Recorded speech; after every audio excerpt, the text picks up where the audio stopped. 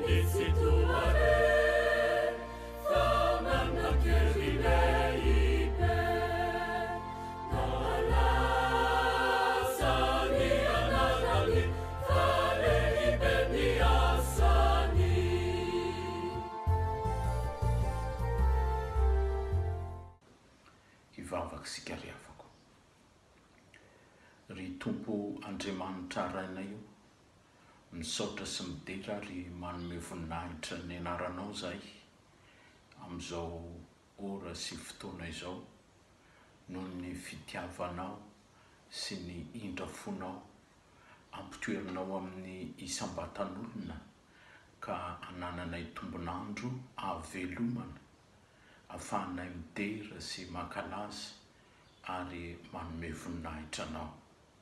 Misaotranao no ity fotoana ity izay amanginao ny isan-tokantrano ahafahanay mandre indray ny afatrao Andriamanitra amin'ny alalan'ny teninao, ary fanindrinay araka izany koa ry Tompo Andriamanitra io ny ahita sitraka sy fity eo anatrehanao, manoloana ny fanatrehanao Andriamanitra izay irinay fatratra amin'ny alalan'ny asany fanahinao masina. Dia aoka samy ahita sitraka sy fity eo anatrehanao avokoa zahay tsirairay avy, ary hoeniky ny fitahinao izao fotoana izao. Anao midera sy ny haja, anao ny voninahitra mandrakizay amin'ny anaran'i Jesosy Kristy Tomponay. Amen. Ny tenin'Andriamanitra izay akanany afatra ny oriavako dia araka izay voarakitra ao amin'ny Korintianina faharoa toko fahaefatra ny andininy fahaenina ambin'ny folo ka hatramin'ny andininy fahavalo ambin'ny folo, izay mbola isan'ny perikopantsika FJKM amin'ity alahady ity izany. Zao no vaka izany teny izany amin'ny anaran'i Jesosy Kristy Tompontsika. Ary tsy ketraka izahay, fa na dia mialevona aza ny toetra ivelany dia avaoziny isan'andro kosa ny toetray anatiny.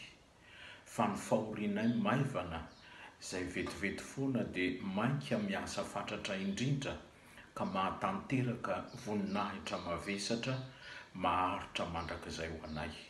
Raha tsy mijery ny hita izahay fa tsy hita, fa ny hita dia ho vetivety foana, fa ny tsy hita no haharitra mandrakizay. Amen. Ray masino manamasinanay amin'ny fahamarinana, fa miteninao ny fahamarinana. Amen. Manatitra ny fiarabanantsika rehetra amin'ny anaran'i Jesosy Kristy Tompo ry havako, ny tenin'Andriamanitra izay akanany afatra amin'ity indray maka ity dia izay voarakitra ao amin'ny Korintianina faharoa toko fahaefatra andininy fahaenina ambin'ny folo ka hatramin'ny andininy fahavalo ambin'ny folo, izay efa nivakitsika teo. Soratra masina izay mampitodika ny saina mampanahintsika amin'ny loha-hevitra izay banjintsika FJKM amin'ity volanyity manao hoe vavolombelona ny fitsanganan'ny Tompo ny mino. Manoloana izany loha-hevitra izany indrindra no ampahafantarana amintsika ny tokony atao mba ahafahantsika mijoro vavolombelona izany fitsanganan'i Jesosy Kristy Tompo izany tamin'ny maty. Ny toromarika omeny Paoly amin'izao epistily nosoratany izao dia mampafantatra antsika ny tokony atao momba izany, ka andeha ho jerentsika izany. Ny voalohany mijoro vavolombelon'ny fitsanganan'ny tompo ny mpino iray raha toka miavao tsy mitsahatra amin'ny toetra anatiny izy. Amin'ny maha-kristianina riavako fantatsika loatra fa ny fitsanganan'i Jesosy Kristy tompo tamin'ny maty dia miteraka fiainam-baovao. Io fitsanganan'ny tompo tamin'ny maty io nefa dia midika fa efa resy ny fahafatesana, ary ny fahotana izay famondrona ny fahafatesana araka izay ilazan'ny Paoly azy dia efa foana ihany koa. Io fahotana io no ambarany mantsy fa tambin'ny fahafatesana ao amin'ny Romanina 9:7-20. Isaorantsika nefa Andriamanitra riavako fa noho ny asa-pamonjena izay nitanterahan'i Jesosy Kristy tompo teo amin'ny hazo fijaliana dia samy efa foana avokoa na ny fahotana izay fanondrona ny fahafatesana na ny fahafatesana izay tambin'ny ota. Araka izany ny fiainam-baovao dia fiainana mendrika ny fitsanganan'i Jesosy Kristy tompo tamin'ny maty, ary izany fiainam-baovao izany no takina amintsika riavako amin'izao tenin'Andriamanitra izao. Tahaka izao no fomba iainantsika an'izany araka izay toromarika omeny Paoly eto amin'ity epistily faharoa ho an'ny Korintianina 4 eo amin'ny 9:9 tapany faharoa. Fa na dia mialefona aza ny toetra ivelany dia avozy ny isan'andro kosa ny toetra anatiny. Tahaka ny milaza amintsika izany riavako fa ny fiainam-baovao dia ezaka ataontsika tsikelikely iaina ny fitsanganan'i Jesosy Kristy tompo tamin'ny maty, ka ny ataontsika amin'izany dia ity: mandevona isan'andro ilay toetra ivelany, fa miezaka miaina sy manandratra kosa ilay toetra anatiny. Ilay toetra ivelany dia enti-manondro ireo toetra mifandraika amin'ny endrim-pahotana rehetra izay fanondrona ny fahafatesana efa noresen'i Jesosy Kristy tompo sy noentiny teo amin'ny hazo fijaliana. Ny toetra anatiny kosa dia enti-manondro ilay fiainana sy toetra ara-panahy taken'ny fandresen'i Jesosy Kristy tompo tamin'ny maty. Ao amin'ny epistily ho an'ny Romanina 4:4 tapany faharoa, Paoly riavako dia manatitrantitra mihitsy ny amin'ny tokony iainantsika an'izany. Amin'ny anaran'ny tompo izao no voasoratra ao: mba ho tahaka ny nananganana ny Kristy tamin'ny maty tamin'ny voninahitry ny ray no andehanantsika kosa amin'ny fiainam-baovao. Io fiainam-baovao io izany no takina amintsika riavako. Ny fahatanterahana amin'izany fiainam-baovao izany anefa dia tsy misy, fa ny ezaka ataontsika tsikelikely iainan'izany no zava-dehibe riavako. Izany no mahatonga ny Paoly eto manamarika ny amin'izay ezaka atao tsy mitsahatra izay hoe avaozina isan'andro. Ilay filazana hoe isan'andro dia tahaka ny maneho sy mampiaraka amintsika ny ezaka miandalana ataontsika tsy mitsahatra mandroso ho amin'ny fahatanterahana, ary izay ezaka izay no zava-dehibe riavako takin'izao fitsanganan'i Jesosy Kristy tompo tamin'ny maty izao. Araka izany mitaona sy manentana antsika hijoro vavolombelon'ny fitsanganan'i Jesosy Kristy tompo tamin'ny maty tokoa amin'ny alalan'izao tenin'Andriamanitra izao.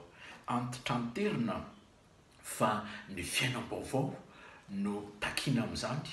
Io fiainam-baovao io anefa dia tsy inona fa ilay ataontsika mandevona isan'andro izay toetra ivelany mifandraika sy mifamatotra amin'ny fahotana, fa miezaka miaina kosa ilay toetra anaty vokatry ny fitsanganan'i Jesosy Kristy tompo tamin'ny maty dia ilay toe-panahy mendrika amin'ny maha-kristianina antsika.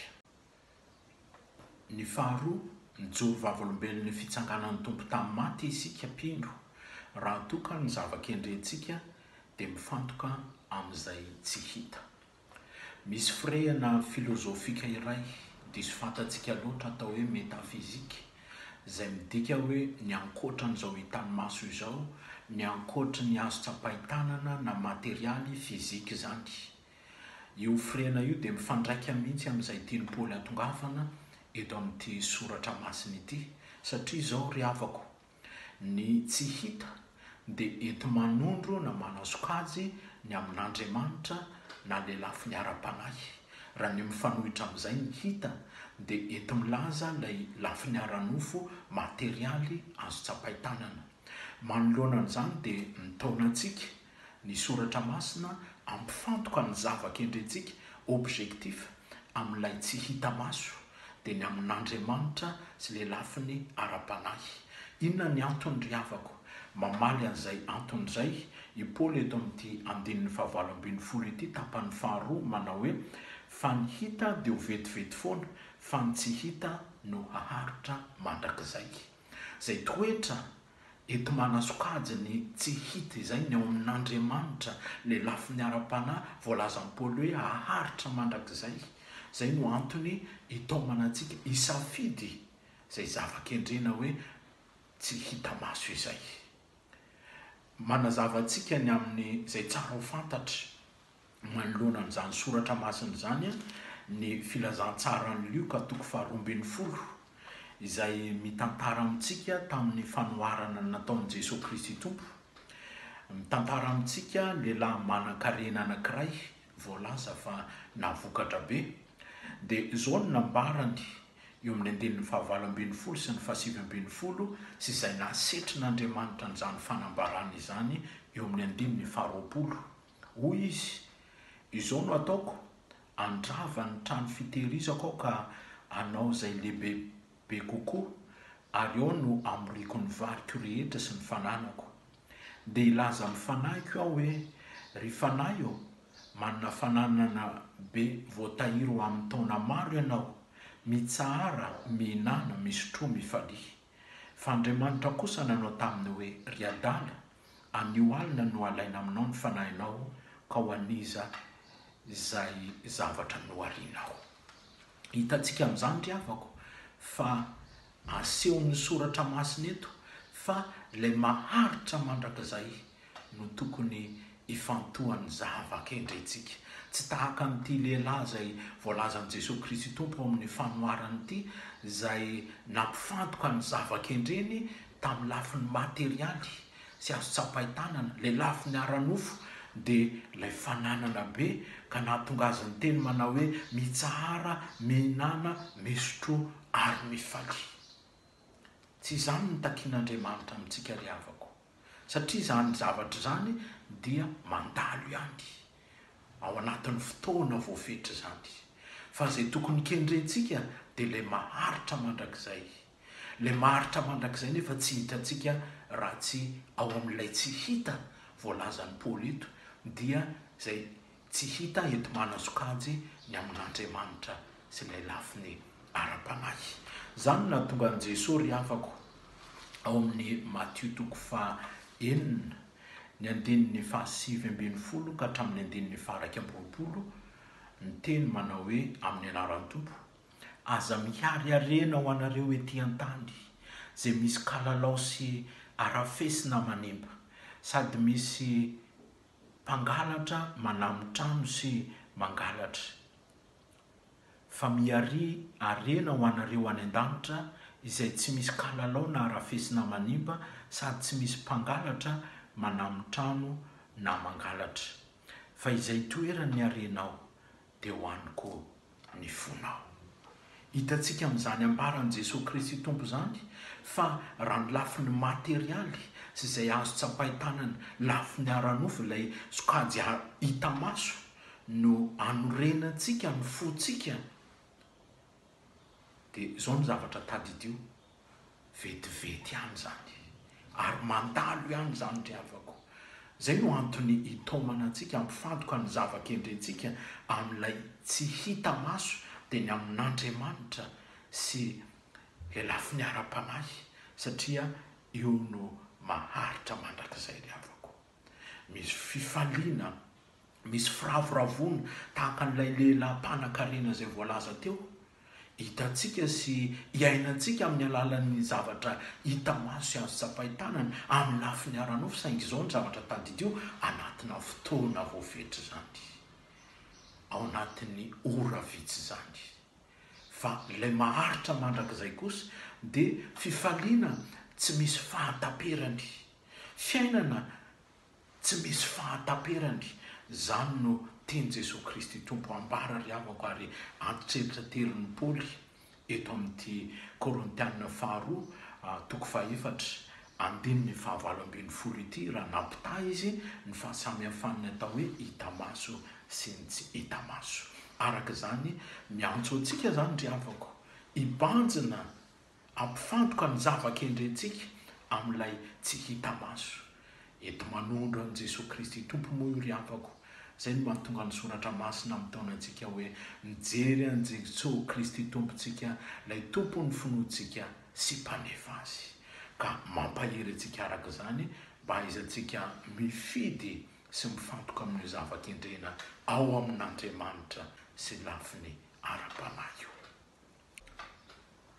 Eto am-pamaranana ry havako dia miantso antsika rehetra hijoro vavolombelon'ny fitsanganan'i Jesosy Kristy Tompo tamin'ny maty tokoa. Araka izany mampahery antsika aizantsika miaina sy manatanteraka araka ny toromarika izay nomena teo, ka hiezahantsika hiavao tsy mitsahatra amin'ny toetra anaty, ary ny zava-kendrentsika dia hifantoka mandrakariva amin'ny tsy hita maso dia ny amin'Andriamanitra sy ny lafiny ara-panahy. Miantso antsika araka izany hiaina sy hijoro araka izany voalaza izany, mba hahatonga antsika tsirairay avy ho tena vavolombelona marina tokoa. Ho amintsika rehetra ny Tompo. Amen.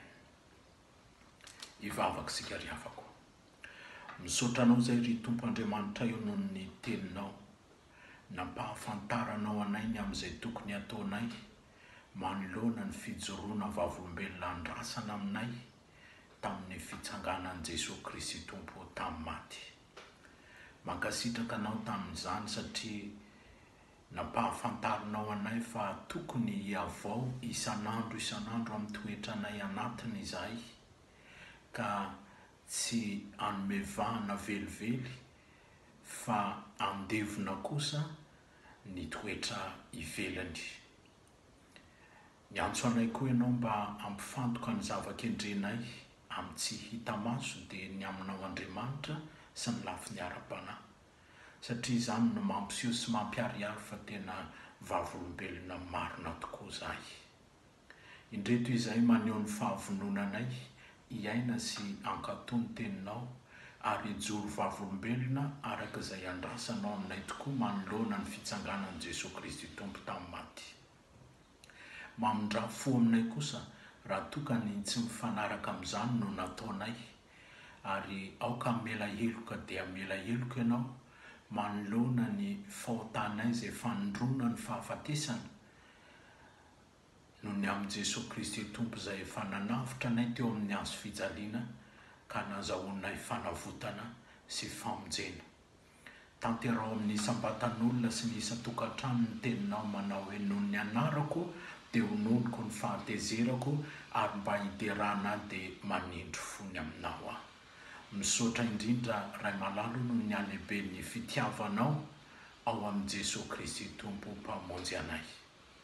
Taio izahay tsirairay avy fa apetraka feno am-pelantananao ny fiainanay.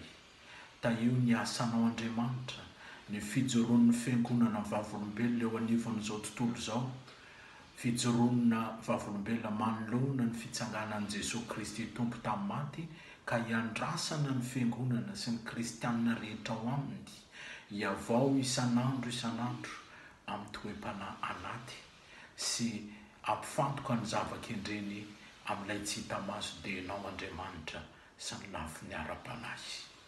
Ry Tompo Andriamanitra io, ampaherezo izahay mba izanay miezaka arak'izay andrasanao aminay tokoa, ary taio ny asanao Andriamanitra, taio ny fiangonanao, taio vavaka koa zay ho an'izao tontolo zao ary mametraka eo am-pelatananao mba amangeny fanahinao masina azy ka ampiverenanao azy aminao Andriamanitra amin'ny alalan'ny fibebahana. Dia misaotranao noho ny fitiavanao sy ny teninao zay nambaranao taminay. Fa rananay kosa ny vavaka amin'ilay vavaka ny zanak'Andriamanitra rehetra manao hoe rainay zay any an-danitra ho amasinany eny anaranao ho tonga ny eny fanjakanao atao anay ny sitraponao ety an-tany tahakany any an-danitra meo anay an'io zay anasa ao anay ary mamelany eloka ay tahaka ny namelanay zay meloka taminay aza mitondra anay amin'ny fakapanahy fa manafanay amin'ny ratsy anao ny fanjakana sy ny hery ary ny voninahitra mandrakizay. Amen.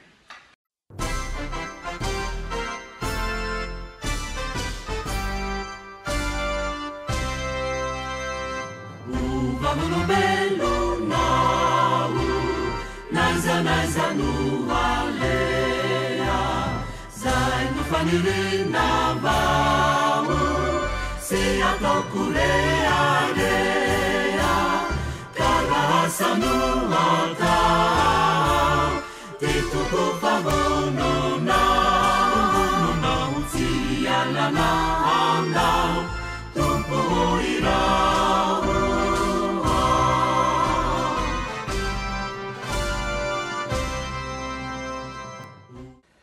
tanteraka amintsika rehetra ny izao tenin'Andriamanitra izao tononona ho antsika rehetra amin'ny anaran'i Jesosy Kristy Tompontsika.